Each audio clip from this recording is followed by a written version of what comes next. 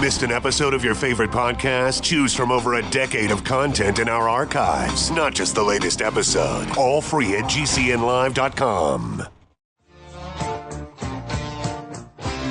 This is your call to action.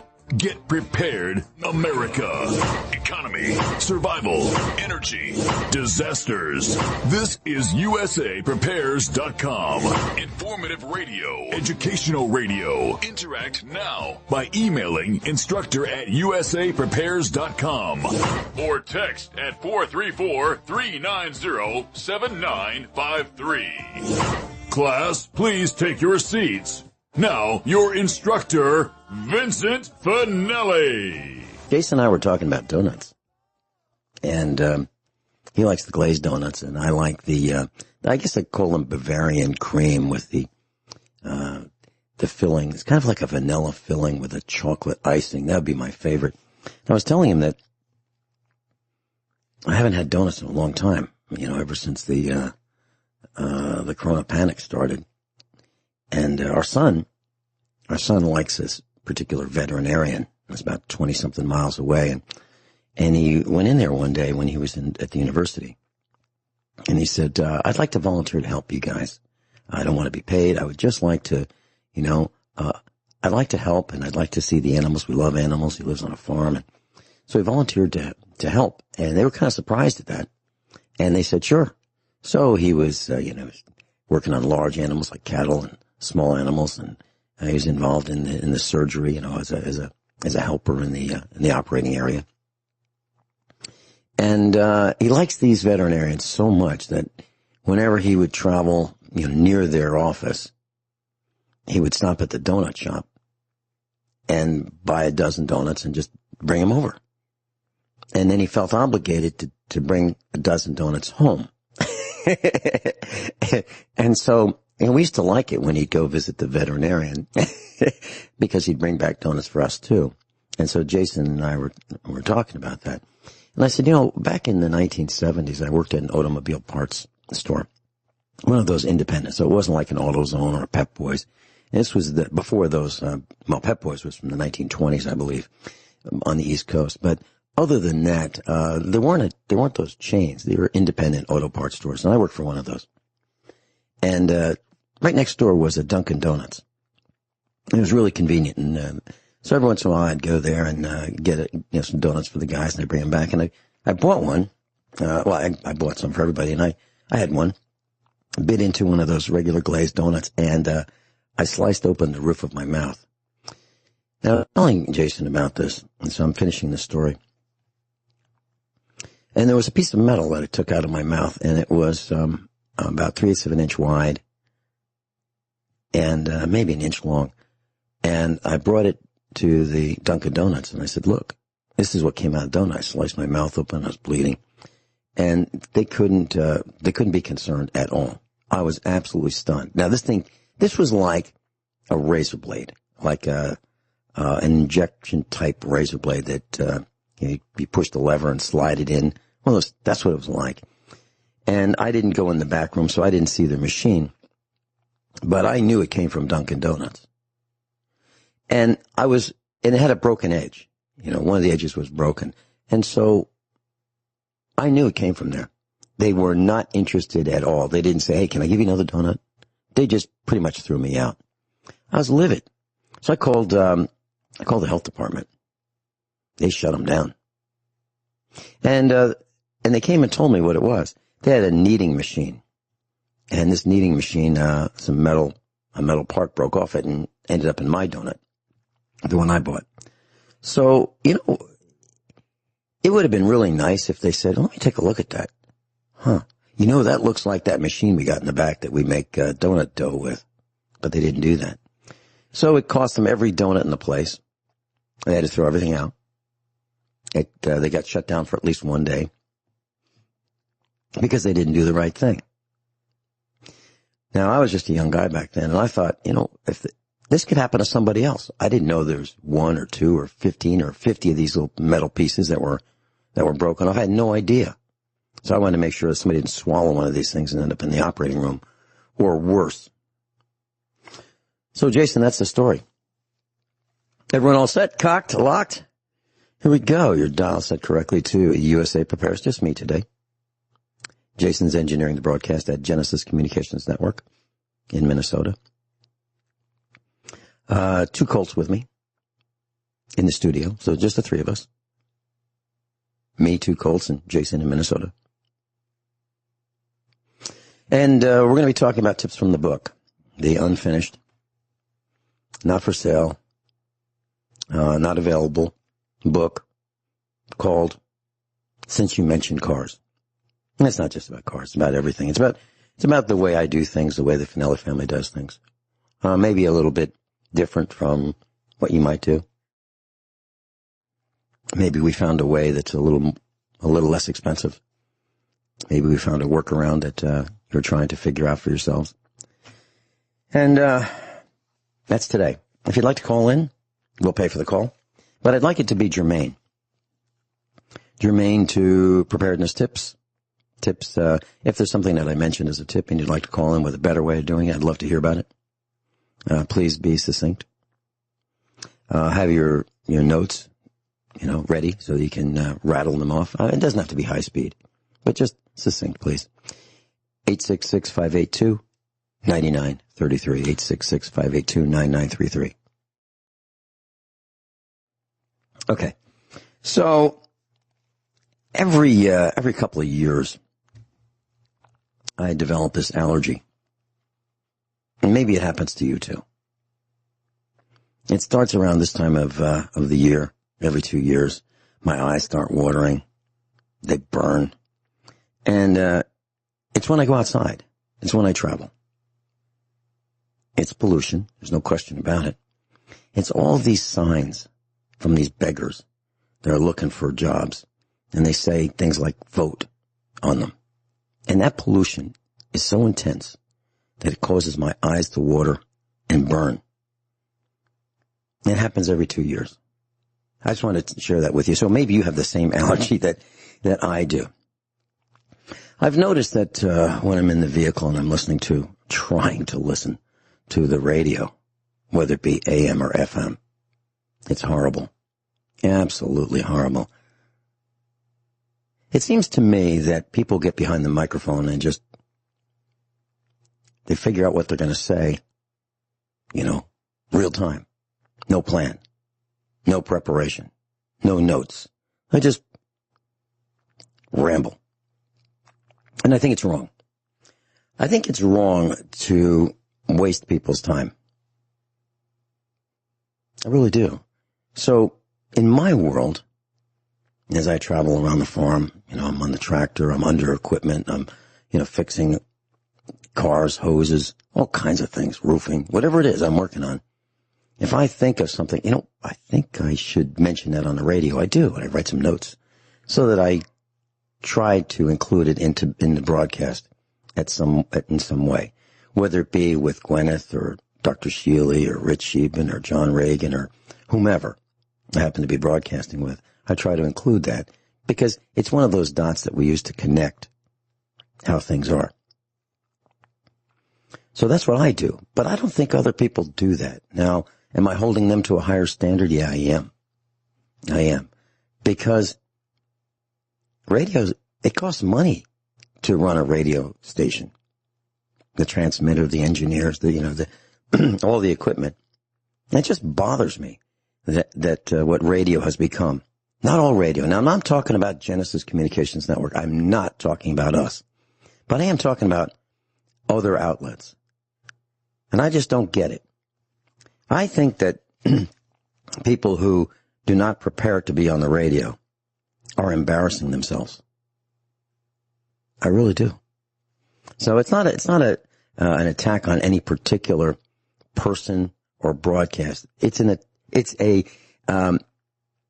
observation that I've made about radio. And if I'm in my old truck, and I've got one finger pushing the seek button, seek. I just can't believe it. I either landed on a commercial or I landed on some hurry. This is the last one. You got to get it. And if you go to Branson, you can win free tickets. They're worth $7 a piece, and you can get free tickets for you and a person that you'd like to go with, to the BB gun museum. I'm serious. How idiotic is that? Absolutely true. That's an example of what I heard. I couldn't believe it. So that's what a lot of radio has become. And I think there needs to be a message. I think there needs to be a lesson. I think you need to learn something. Otherwise, why tune in? It's kind of like a teacher going to class, totally unprepared. Would you allow that? Would you allow your child to go to school, to a class where the teacher is habitually unprepared to teach? Would you? I wouldn't.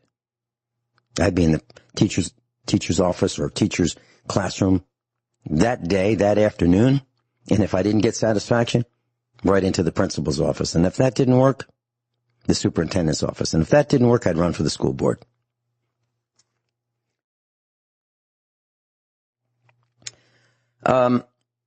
The United States Postal Service, which is a quasi-government private organization, is deliberately imposing rules that are slowing down the delivery of U.S. mail. Deliberately slowing it down.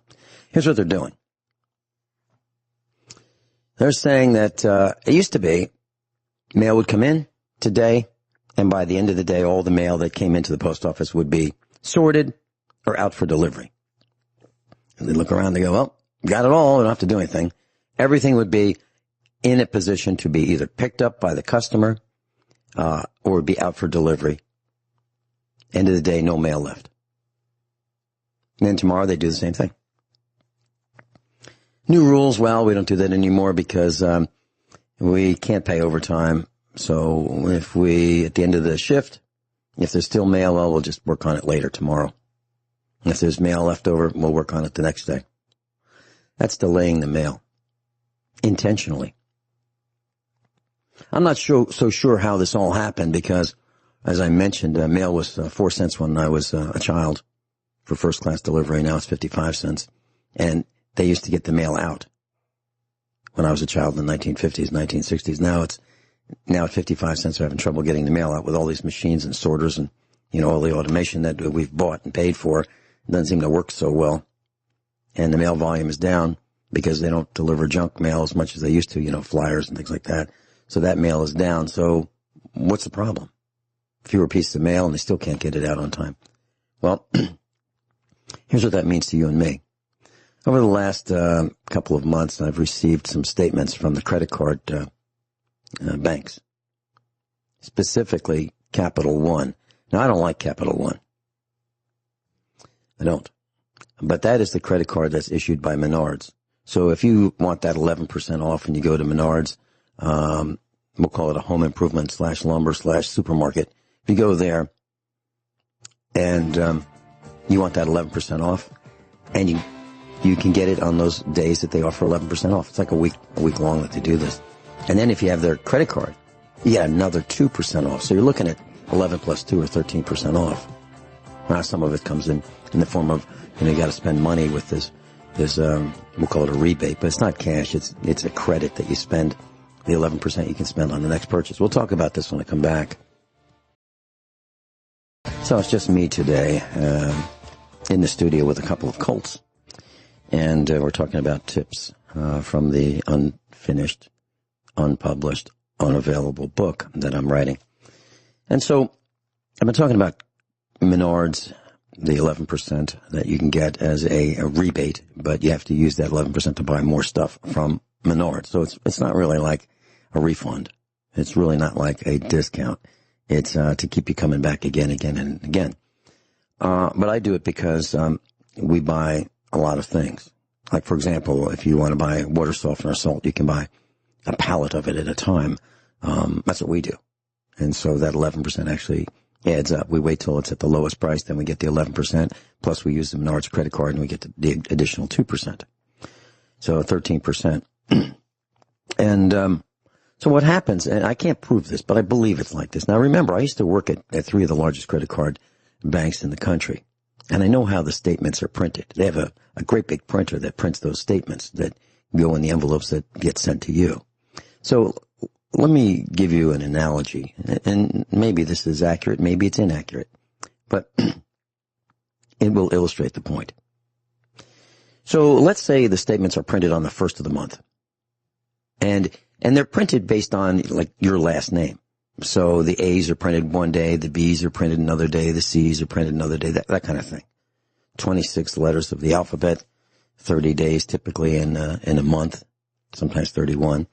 So roughly one letter per day, and they send them out. Well, if it gets printed on the first, and let's say the credit card bank sits on them for a couple days, and then they get them to the post office. The post office actually sorts them and out they go. But let's say they don't get, maybe there's an intentional delay, okay, and they get actually processed by the post office on the 15th.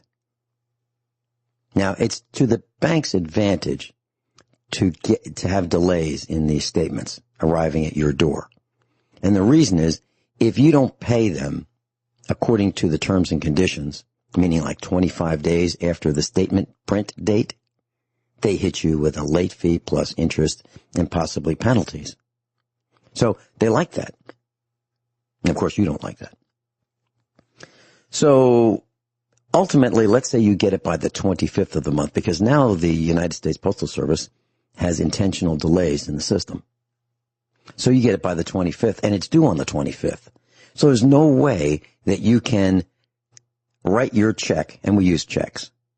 There's no way you can write your check and have it to the credit card company or the bank by the date it's due, because you just got it. Now you've got a $27 late fee plus, interest plus. And it dings your credit rating because you're late. So I've called Capital One twice so far about this kind of thing. And I said, I really like this, shopping at Menards. Well, I don't really, but I said that, I go there and they have a lot of things that I need. So I go there. I prefer to go there rather than Home Depot and Lowe's. And, but I don't see how I can keep this credit card because I'm always late. The last couple of months, I'm always late because by the time I get the statement, it's late. And you guys want it 10 days before it's due. So if it's due on the 25th and I receive it on the 25th and you want it 10 days before that, that's the 15th. That's 10 days before I got it.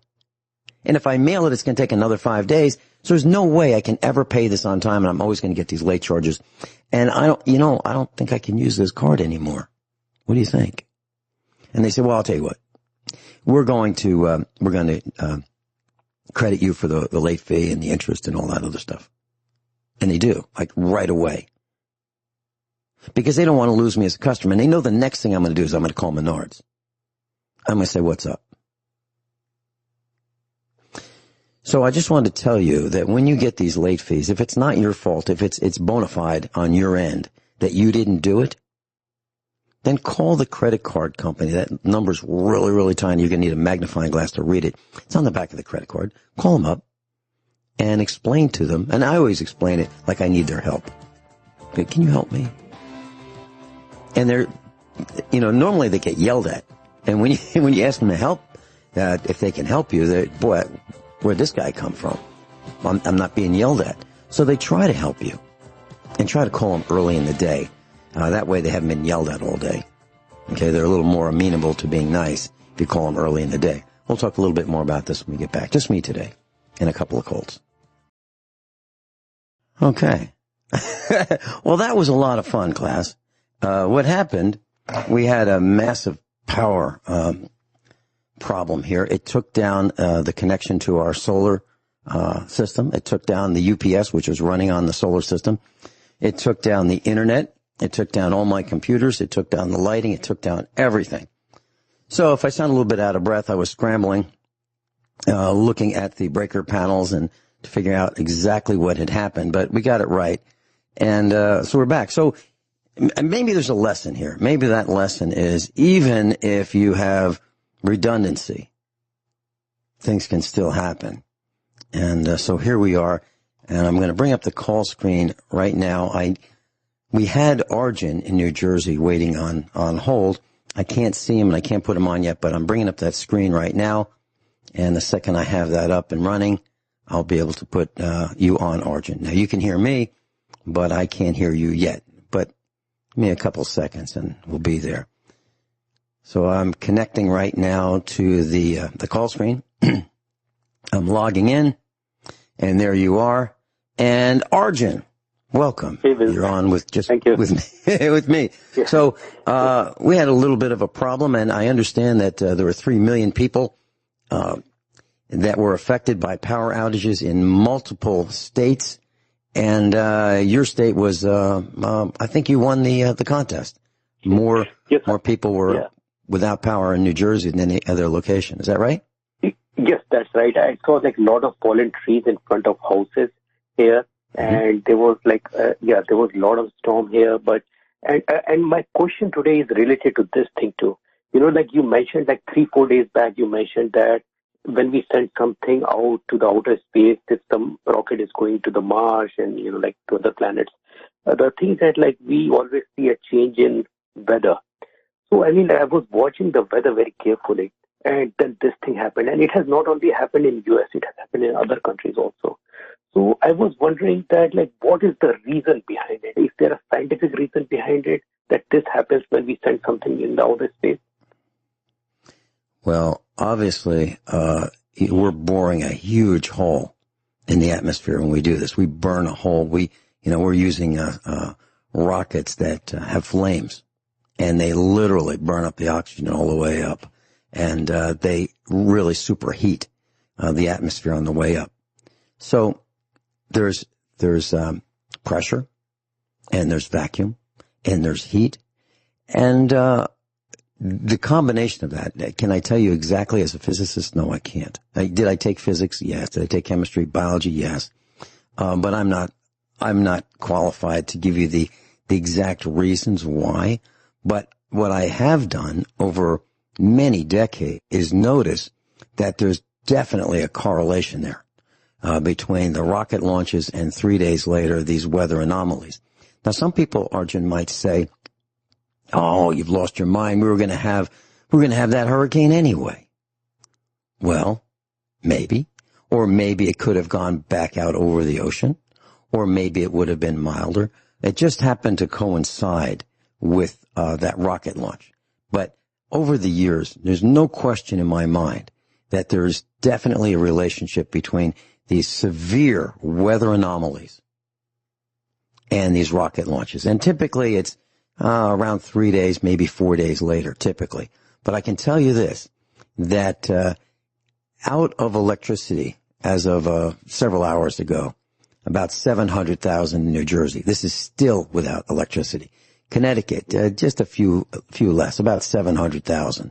New York, 642,000. Pennsylvania, 86,000. Massachusetts, 66,000. Rhode Island, 31,000. Virginia, 27,000, New Hampshire, 18,000, and Maine, 12,000. That's a lot of people to be without electricity. And, you know, some people have machines that produce oxygen. Some people have machines that are required for life support. Just about everybody has refrigeration. Most people have air conditioning. And so being without electricity is a big deal because we have allowed ourselves to be absolutely positively addicted to it. Exactly. So, Yes. Yeah. And, you know, that was one of the things that I wanted to talk about today, Arjun. I don't want to monopolize your time, but I wanted to talk about generators briefly, and I wanted to talk about 12-volt inverters that will take 12 volts DC from a car battery or a marine battery or a truck battery and produce 120 volts. Is that something that you wanted to know about, or do you already know about that?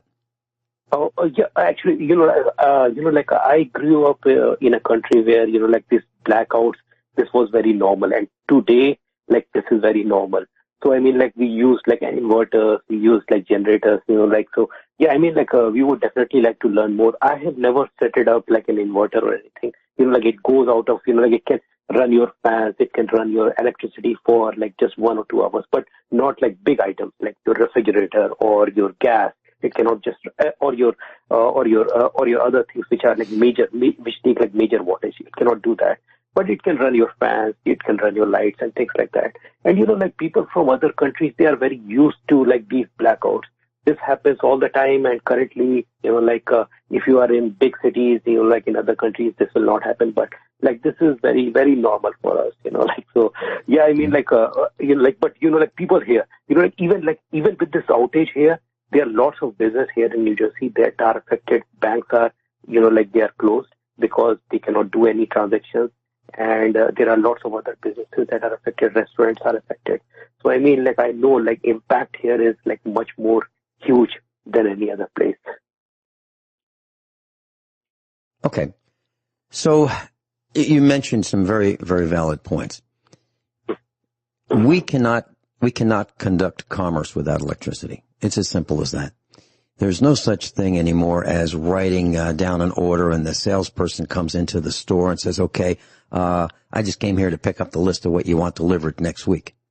There's no such thing as that. All those orders are done electronically through the internet or through a private network.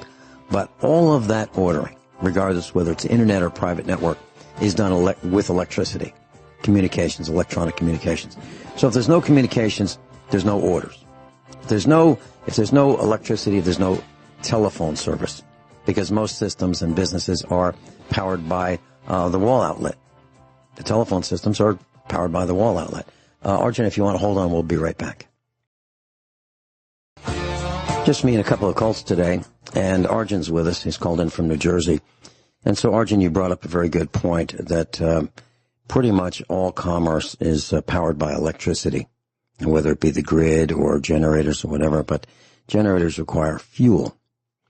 And typically that fuel supply is not unlimited, unless it's maybe a natural gas generator as a backup to the grid. But even natural gas requires pumps that run on electricity to pump the natural gas to its ultimate destination. Take it from its source, pump it through underground pipelines across the states, like from Texas to the Northeast. So the issue is electricity drives pretty much everything. And, in your home, it's your appliances and it's your radio, internet radio or computers or cell phones, whatever it happens to be. So we are absolutely totally addicted to electricity. So, Arjun, you mentioned that you used generators in the past. Now, that was one of the things I wanted to mention. Here's my question for you. Since you are an experienced generator user, was there a concern when you used your generators in the past that we better be careful with how much we run this darn thing because it uses fuel and we don't have an unlimited supply of fuel? Was that a consideration?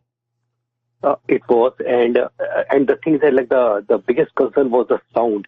It was so big and it was just sitting outside the house, and it you won't be able to relax in the home because it produces so much of sound. So I mean, even if the electricity goes away, our inverter will come on and it will work for 1 hour, 2 hours. But then after that is done, then we have to start the generator, and it's very hard to start. I was a kid at that point of time. It was very hard to start the generator just like that. My father and my other people who used to have, they can start the generator very easily. But the biggest concern was the sound. Even if you have the light, if you have the fan running and everything, and there was no AC. We didn't have AC at that point of time, in our house. So I mean, but that it will relax you, but then it will create a headache. It's so much of sound is coming from the generator, so it's not worth it having generator. Okay, that's a very good point. And so the generator manufacturers are at the low end. We'll talk about the $300, $400, $500, $600, $700, $800 generators. They're trying to drive the cost of them down. So to do that, one of the things that they skimp on is the muffler. Now, could they make a muffler that is more effective? Absolutely. No question about it. And I know this for a fact because we have a military diesel generator. It happens to be a diesel. It's 2 cylinders. It's about roughly 10 horsepower, 5 kilowatts. And it is so loud, literally, that it says you must wear hearing protection when you get near this thing. And literally, I'm talking about, the kind of hearing protection you would wear if you're shooting a high-powered rifle. Okay, that kind. Yep. That's not enough. And when I would go near this thing, I would have those little orange, squishy earplugs. I'd put them in my ears, make sure that they, I'd squeeze them down, put them in my ears, let them fully expand. Then I put the earmuffs over those. And that was almost enough.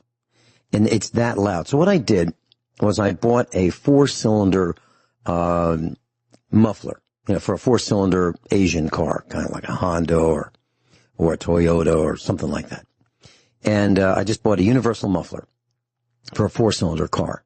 Now this is a 2-cylinder, 10 horsepower diesel engine. And I bent the pipe. I used new exhaust pipe, and I bent it, and I fitted that to this diesel generator. Now, a diesel generator weighs about 1,100 pounds. So it's really heavy. It's the size of a refrigerator on its side. So if you took a refrigerator or a freezer and you put it on its back, that's how big this thing is. But it's only 10 horsepower, and it's only 5,000 watts. But it's a real 5,000 watts. So it'll run a well pump, and, it's really quite substantial. But it's really loud. And so I fabricated a muffler for it, and it works really well. And what I did was I have this muffler in a building, and the exhaust pipe goes out through the top of just under the overhang from the roof. It's stubbed out, so the exhaust goes, out. But when you close the doors in this building, you can't hear the generator. You can hear a whoosh of the exhaust, kind of like with an automobile exhaust. You don't hear the banging of the engine. And that's how quiet it is. And it absolutely works. But one of the reasons why these small, I'm talking about like Home Depot and Lowe's and Sam's Club, those kind of generators, the kind that you can buy in a box and take home that run on gasoline, they don't have a really good muffler system. So they're really, really loud. Now, you could modify it, if you're clever, and make it a lot quieter. And that's a big deal, because during a power outage, if you have a generator blasting away in your garage, with the door open, never run it with the door closed, but your whole neighborhood's going to hear it if you live in in suburbia or, tightly packed housing. Arjun, did you have anything else you wanted to say? That's pretty much it. Thank you, Vincent. Okay. Was I accurate in what I said? Absolutely, as always. Arjun, thank you so much for being with us, and I hope that you get your electricity back soon in New Jersey, Connecticut, New York, Pennsylvania, Massachusetts, Rhode Island, Virginia, New Hampshire, and Maine. We'll be right back.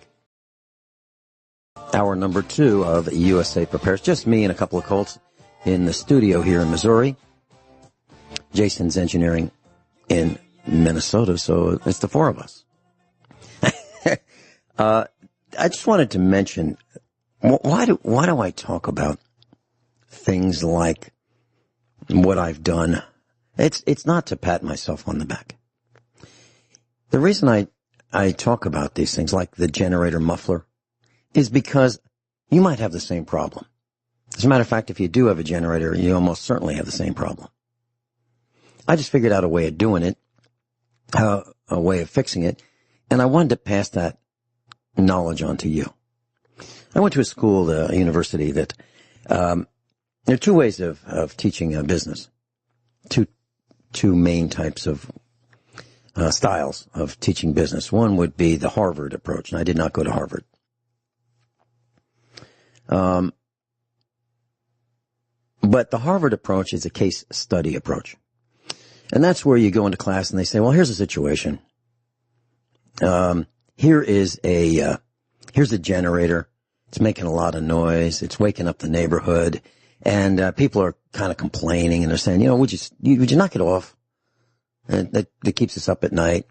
We have trouble thinking during the day. And so what was the solution? What was attempted to be tried to abate or reduce or eliminate that generator noise? What was done? Did it work, and didn't it work? What happened? Okay, so that's the case study approach. And there's another approach that the University of Pennsylvania Wharton School uses, which is the mathematical approach, the econometric approach. And that's, well, how much noise did it make? And how many decibels was it? And at what distance was that noise measured? And, using numbers to solve the problem. The school I attended was a case study type of approach. We used econometrics as well, but we used the case study. What did people do and what was the result? And that's the approach that I use here in class. Now, I talk about numbers once in a while, but it's hard. It's a lot easier to understand, at least for me to understand, the case study approach, and I like it better. Now, the president, Donald Trump, went to the Wharton School. That's where they use numbers.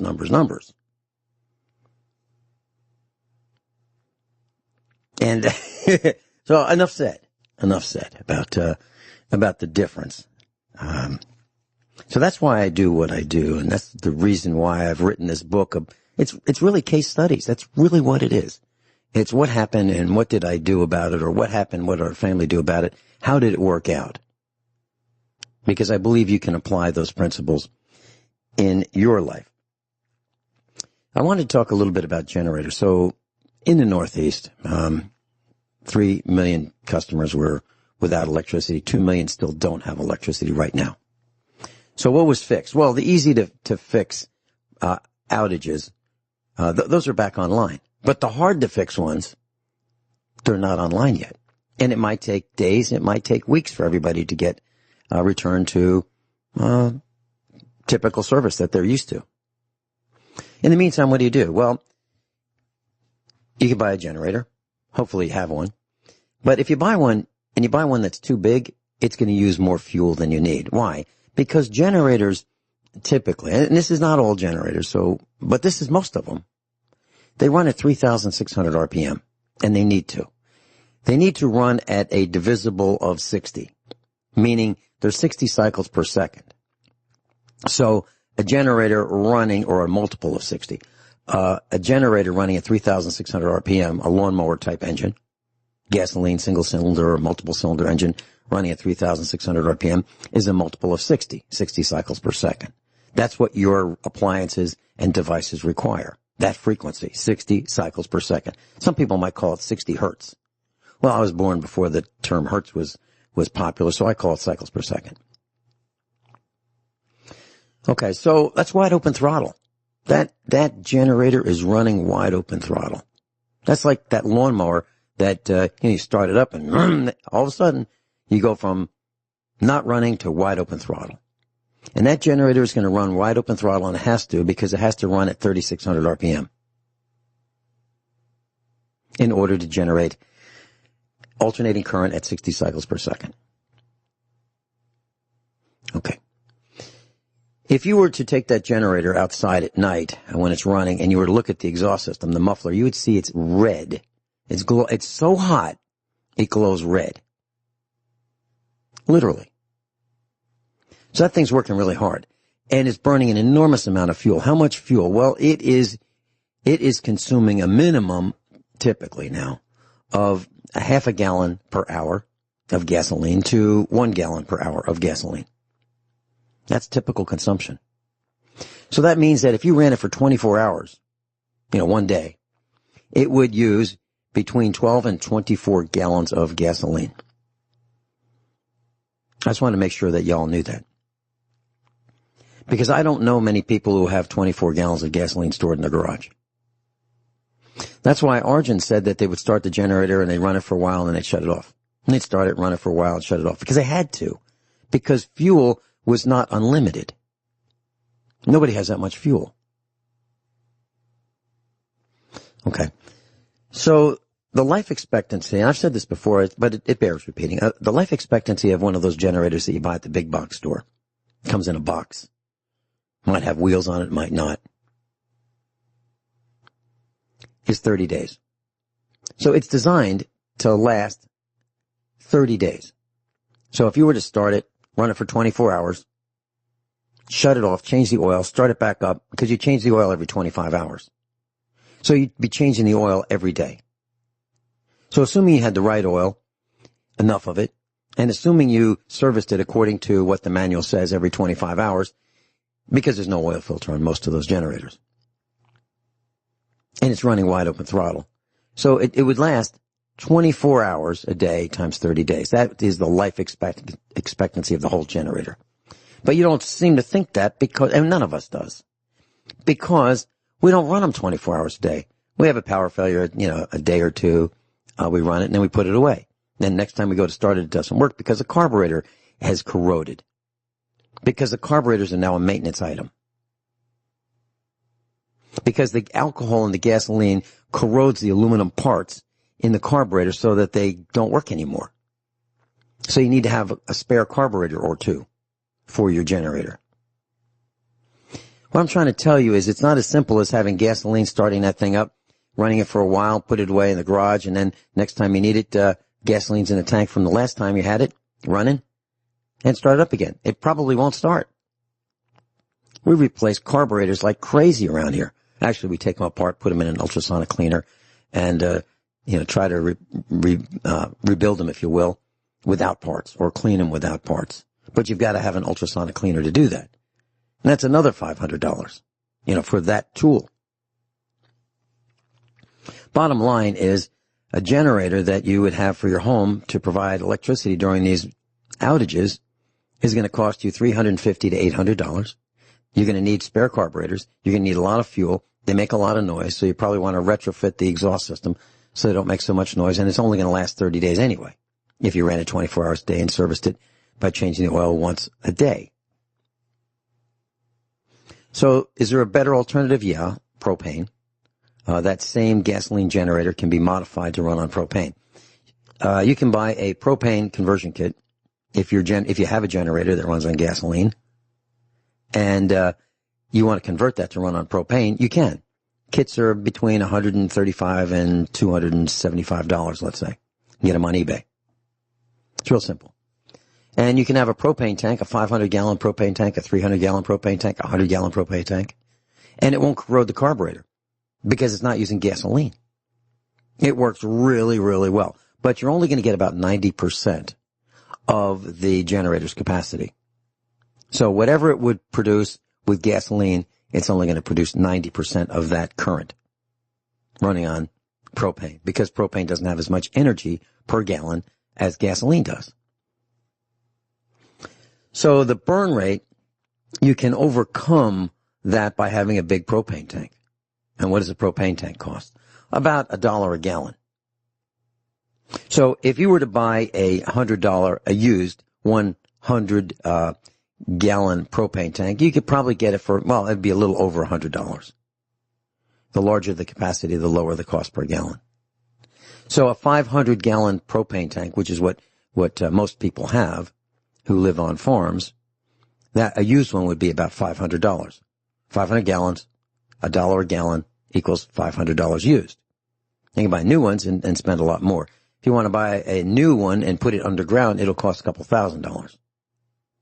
Because the underground tanks are built a little differently, and they have sacrificial anodes.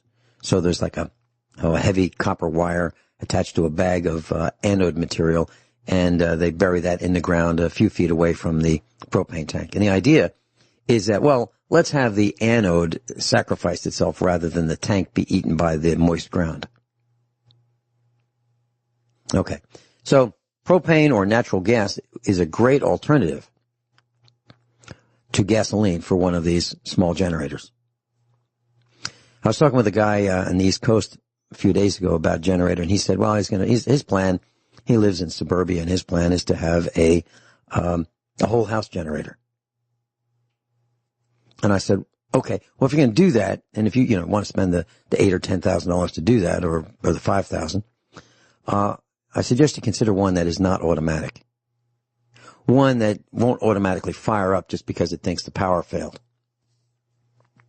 And why is that? Well, because before I start a generator, before I start a lawnmower, before I start a pressure washer, before I go on a trip with my truck, I check the oil. Okay. And if the pressure washer's been sitting for a while, I'll open up the air cleaner and make sure some mice haven't set up housekeeping in there and clogged it up, because when I go to pull that cord, I'll suck that mouse poop, that mouse nest and all that into the engine, And then I've got a real big job taking the engine apart to get that mouse poop and dust and debris out. So I don't want to have this generator saying, you know what, I think the power failed. I'll just fire right up. I want to check the oil. I want to check the air cleaner. I want to make sure that there's no debris blocking the cooling system. Because I don't want it to self-destruct prematurely because I'm too lazy to check the cooling system, the air intake system, and the oil.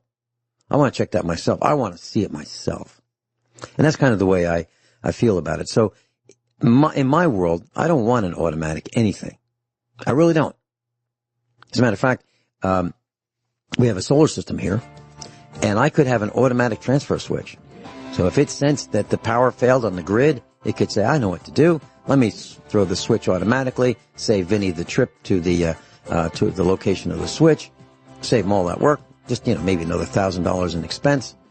No, I have a manual one. I actually go out there and I pull this big lever, and it will switch between the grid, disconnecting the grid, and the solar system. Okay? That's what it does. Get some calls on the call screen. David in Illinois. I'll be right with you. Bob, you're after David.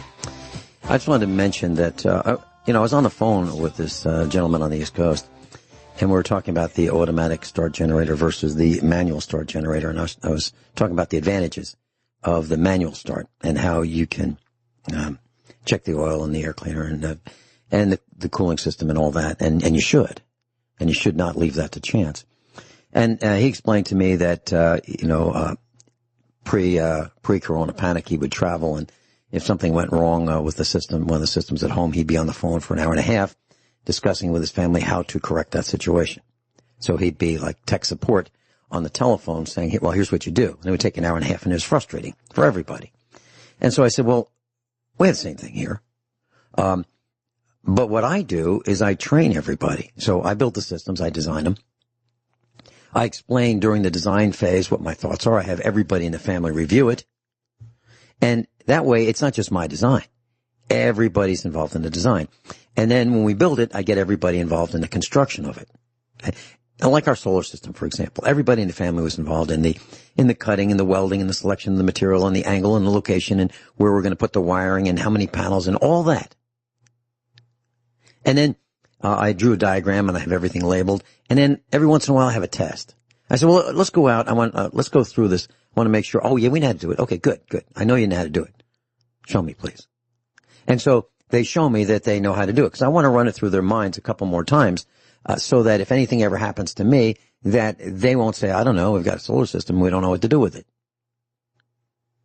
Okay? And it's the same for all of our systems. All of our systems are manual. We have no automatic systems. And here's why. You can have an automatic thermostat. Now, if you had an old Honeywell thermostat from the 1950s, the 1960s, you know, with those round thermostats on the wall that you could set the heat, that thing still works. Okay? So it's 60 years old, let's say. It still works. Because it's a mechanical system and it had a mercury switch in there and it just worked and worked and worked and worked. And it still works. Now, if you have an automatic thermostat, one of these new fancy ones that cost, 5-10 times as much, they have capacitors and electronic circuitry in it. And the capacitors fail. And when they fail, that automatic thermostat doesn't work so well. Would you really expect that new high-tech gadget is going to last more than 5 or 7 years? Do you really? The answer is it probably won't.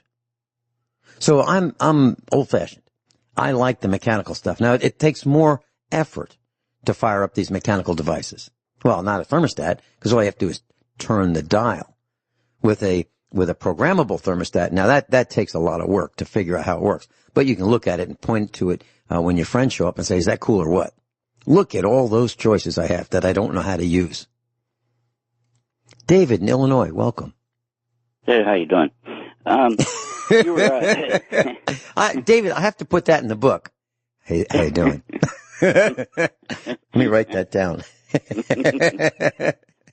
Hey, one of my professors was writing a new book, and he was always doing it. Hey, I need to write that down. You're the only other person I ever heard say it. Well, it's because I don't have enough memory space left. if I won't fit unless I write it. I have to write it down, or it won't fit in my mind. But what's up?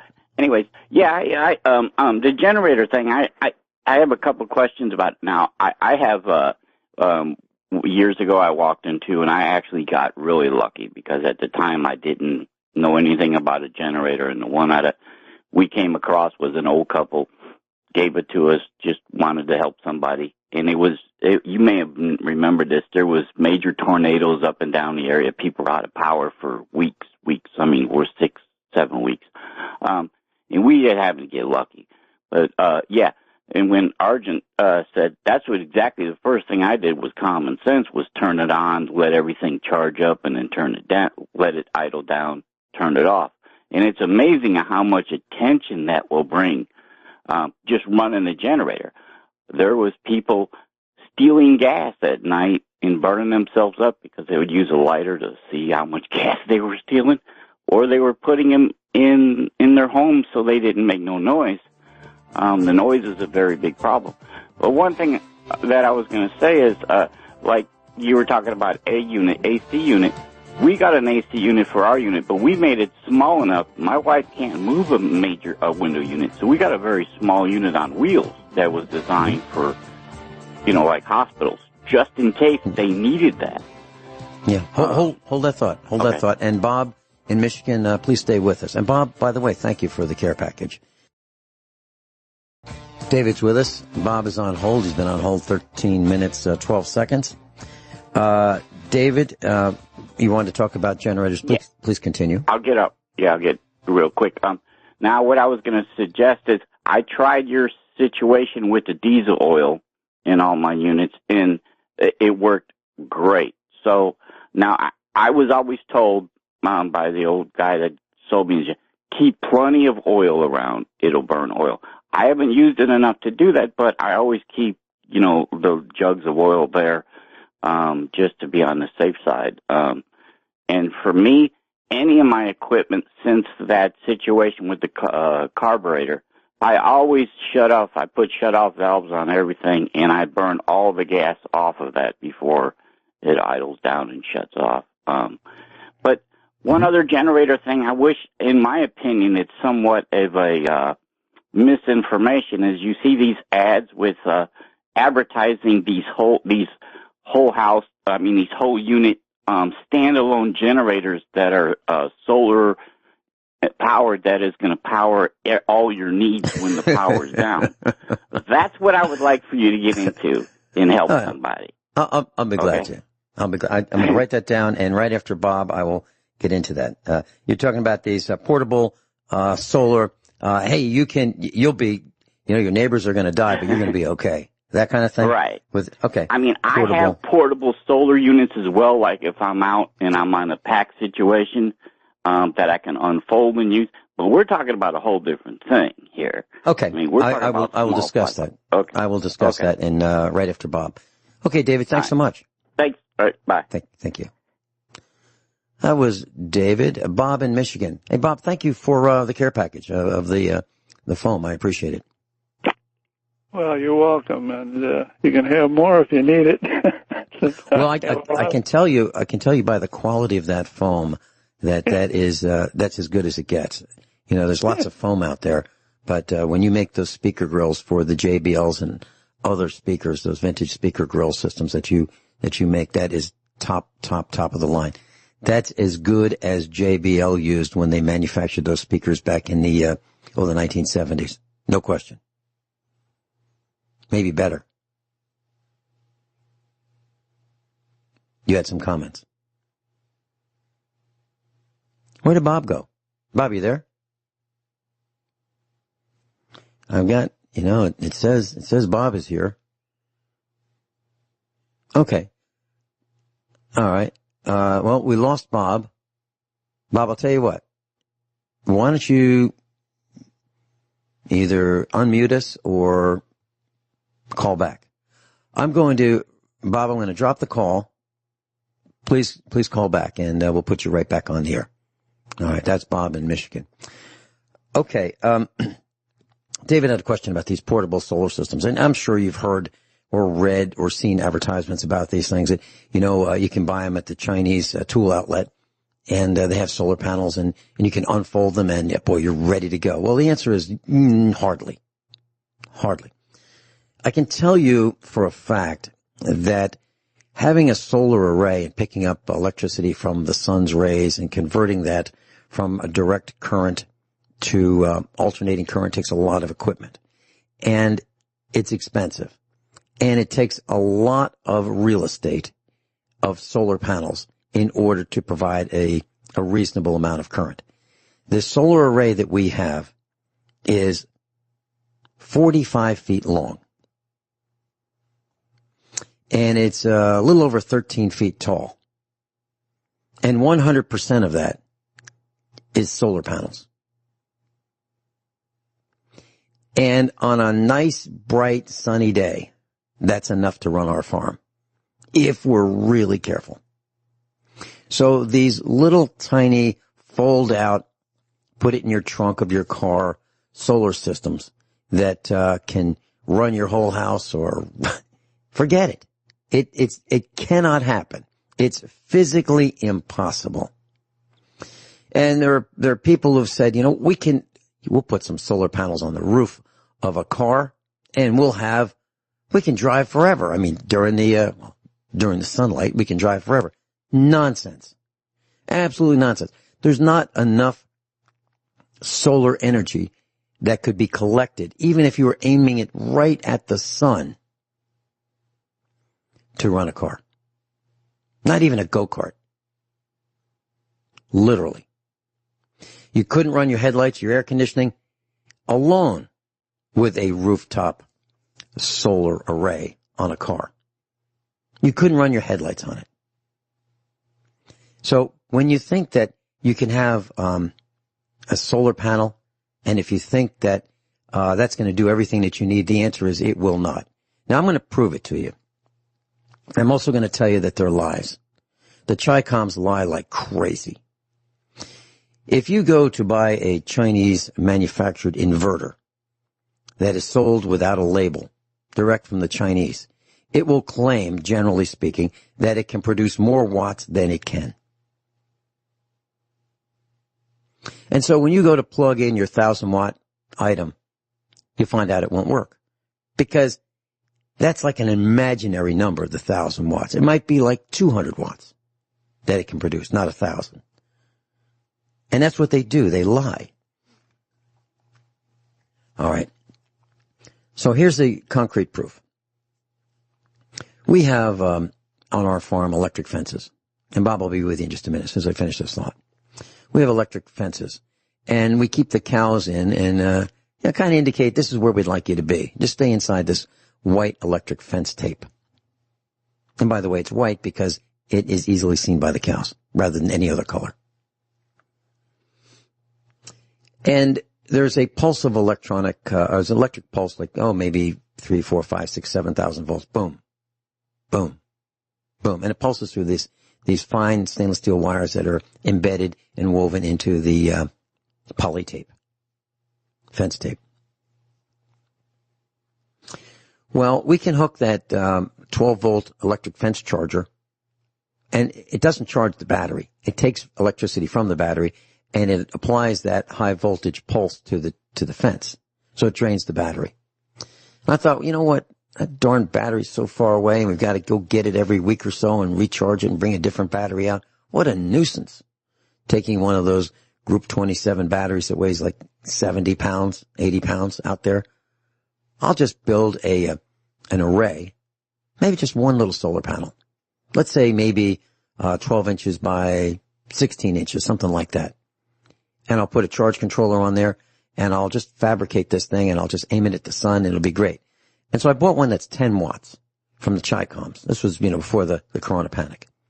So I bought a 10 watt. And how big is that? Well, that'd be roughly the size of a political sign that hurts your eyes. With the visual pollution that we see now in this time of the election cycle. About that size.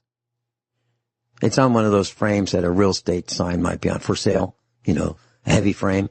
So we welded up a bracket or 2 or 3 to hold the solar panel on this and just step it into the ground. It works great. It's rated for 10 watts. Well, that might be on the sun, but here on Earth, it's like 4 watts because I measured it. 4 watts, 40% of what it's claimed. So what I'm saying is these claims are greatly exaggerated, and that is absolutely the proof. I mean, I did the acid test. I wanted to see how many watts a 10-watt solar panel would deliver. 4 watts. Bob in Michigan, you're back. Oh, yeah. Well, I wanted to mention something. You were talking about generators and, the problem of running out of fuel. So I was thinking, what about a steam-powered generator? So I went to YouTube and put in, electricity from steam, and by golly, there's a whole bunch of videos on there on how to generate electricity from steam. So as long as you got something to generate heat in a boiler, you can run a boiler, you can have electricity. Now, when you say steam, you're talking about a piston steam engine, kind of like a locomotive used to have in the coal and wood burning locomotive days? Well, I'm not sure. I haven't had time to really look at a lot of these videos. There's one interesting here. The guy has he calls it his homemade gasifier. It's pretty interesting thing he's put together here. Okay, that's a different kind of a thing. So, yeah. You literally, you can take smoke from a fire and duct that directly into the carburetor of a gasoline engine. So if you could get that gasoline engine to start, maybe start it with starting fluid, spray starting fluid, get that to start, to run a few cycles of that 4-cycle engine. You could then use the unburned fuel that goes up the chimney as smoke in a typical wood fire. And that could be the fuel. Now the problem is it's really sooty and it will destroy the engine with the carbon that's in the fuel. So you have to filter it. Now some people filter it. They'll take like a garbage can and they'll fill it with straw. Literally. And they'll take that smoke, they'll cool it with a long pipe and they'll remove the heat from the smoke. And then they'll filter the smoke through a whole garbage can full of straw and then duct that into the intake of the, a single cylinder gasoline generator. Now, allegedly that works. I haven't tried it, but, I've seen plenty of examples of that. I don't know. It's my uncle had a Stanley Steamer. A Stanley Steamer is a steam powered car, built probably in the 1920s.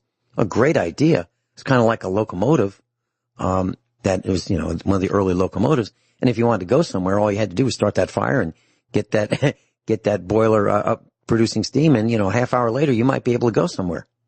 Mm-hmm. Yeah, there's quite a lot of people have built a steam-powered car. I mean, have you seen a video of let's say a 10 or 20 horsepower steam-powered tractor versus a 100 horsepower, brand new John Deere tractor in a tractor pull? Have you ever seen one of those? No, on I guess video? not. Okay, take a look on YouTube, and you can look at a brand new top of the line green and yellow John Deere tractor, 100 horsepower, and initially the John Deere will start in a tractor pull, hooked up to really strong chain between the two tractors, and instead they start out they start out with the chain taut, okay? Otherwise they break the chain or break the tractor, and they start pulling away from each other. See who is the strongest. And what happens is initially the John Deere tractor starts pulling the steam-powered 20 horsepower tractor. No. And then the steam-powered tractor, give it like 30 seconds, and it drags that John Deere tractor. It just drags that brand new tractor. There's a lot of force and steam. Tremendous force and steam. As a matter of fact, there are universities that use steam to heat all the buildings. They have one steam plant, and they send underground steam to all the buildings. All the buildings. I'm talking from, the late 1800s, early 1900s. Bob, did you have anything else? We have another call on in line. Well, I'll let somebody else. Hey, Vincent, good morning. How are you? Hey, I'm really well. What's up? Good, Vince. Good. I wanted to say I really miss Dr. Miller, and hope Rich Sheben will start taking limited calls. And then I wanted to key off of something that you were talking about with Gwyneth Isaacs, having to do with what I believe is an attack in Beirut. And originally, what I thought I was looking at as a military veteran and someone who knows what they're looking at, I thought I was looking at a bunker buster tactical nuke. That's what I thought. And the more information I'm getting in, Vincent, I'm now watching video that has this missile coming in on video. They caught the missile on these thermal cameras, all this stuff. So now I'm watching video where I don't think it's that bunker buster technology we have anymore. I think it was a direct attack. And this could be, Vincent, this could be something we see more and more, and it could be the start of something that I don't even want to, really go into. But my goodness, if these videos are true that I'm watching right now online, maybe they're fake, I don't know, but this is a tactical nuclear weapon used right at the center of that nation's port, the biggest port they have. I mean, you talk about an economic military attack. It is, this could be the start of, this could be the beginning, Vincent, of something that is just absolutely awful in this world. So we'll see. I just waited a few seconds extra to make sure that you finished your thought. Robert, I don't know if you heard yesterday's broadcast completely, but I said that I believed from what I saw that there were multiple explosions.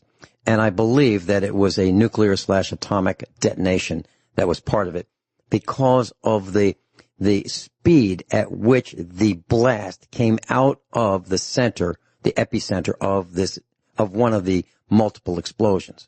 I'm talking about the white cloud that was like a mushroom, but without the plume of the mushroom. Is that what you saw, and is that what you were referring to? Yes, Vincent, I'm watching lots of information on this, lots of video, and I've just come across these thermal images that's supposedly caught the actual, they have it on video. Who knows if this will be verified by them or any government or whatever, but if these videos I'm watching literally right now, I'm finding these videos over there in Lebanon, if they have it on video, Vince, this is, they're going to have to, who did it? If they have it on video, the United Nations, the European Union, the United States, somebody has to figure out who did this. And what has Lebanon, what has Beirut done recently? Have they sided with Damascus? Have they sided with Baghdad? Have they sided with Tehran? Is that why they blew up their port? What is going on? Are they going to blow up other ports who don't go along with Robert? What you haven't said is WW3. That's what you haven't said. But I hear it in between the lines. I know that, and I don't either. And when I said, I don't know if you heard me say it with Gwyneth. I said, Gwyneth, be really careful what you say because there are thoughts as to who did this. But don't say that. Don't say that because there are some rules in radio, and I'll tell you what they are. There is a nation that you cannot blame, and there is a nation that you cannot bash. And if you do, you will be removed from radio. No kidding. Now, we all know what I'm talking about, so we don't have to say it. But that's the truth of the matter. That's the way it is. The media is absolutely controlled. And Robert, I have a screen I have 3 screens in front of me. And one screen is the digital link. And I can look at the connections. I can look at the statistics. I can look at audio metering on one screen. And that tells me the delay. Right now it's 986 milliseconds between me and GCN. Okay, so 1,000 milliseconds is a second delay. So I can see the delay. And I can see if there's something called a frame loss. And there's a histogram that goes across the screen, boom, boom, boom, boom. And it tells me, like every half a second, what is happening in terms of the transmission to me and from me. And when you started mentioning that this was a and I'm paraphrasing, a deliberate missile attack. We had frame loss. Right then and there. Right then and there. Somebody might have their finger on the button. We don't want this to go out. Click. And I'm not saying it's GCN. It is not GCN that's doing this. But I'm telling you, I believe that there are hidden forces that are controlling what is going out over the airwaves. I saw it, Robert, when you said it. I wasn't talking. You were. It wasn't me. But that's what happened. Any quick comments? We've got 20 seconds. Vincent, if these videos are real, it doesn't matter what I say on the radio. If these things are what they are, my goodness. Robert, don't be a stranger. As far as Rick, it's up to Rick when he wants to come back. It's not up to me. If he wants to come back, all he has to do is send me talking points, not just what he wants to talk about. That's Rick. And Rich Sheben, he says he's got so much information he does. That's why he doesn't want to take calls. So I hope I answered all your questions.